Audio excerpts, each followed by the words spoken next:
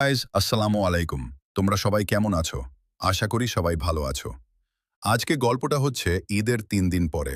হ্যাঁ, আমাদের গ্রামে ৩ দিন ঈদ থাকে, তাই আমাদের আজকে নাটক ছিল। তো নাটক দেখতে আমরা সবাই এসেছিলাম, আর আমাদের নাটক শুরু হওয়ার কথা ছিল ৯:০০-৯টার সময়। কিন্তু এখন ১১টা হয়ে গেছে, তারপরে আমাদের নাটক স্টার্ট হয়ে যায়, আর আমরা বসে বসে নাটক দেখছিলাম।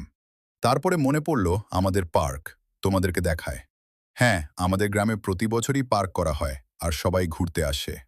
আর অনেক রকমের মেলাও পড়ে, যেমন ছোট ছেলে কেনাকাটাও হয়, বড় ছেলে এবং বড় ছেলেদেরও কেনাকাটা হয়। আর এই বছর আমাদের মেলাটা ভালোই পড়েছিল। একটা ছোট্ট গ্রামে ঈদের দিন যখন মেলা পড়ে, কতই না ভালো লাগে বলো। আর গাইজ, ঈদে যখন দুদিনের জন্য ছুটি পাই, যেসব ব্যক্তিগুলো যারা কাজ করে তাদের কতই না খুশি হয়, তেমনি আমরাও খুশি হয়।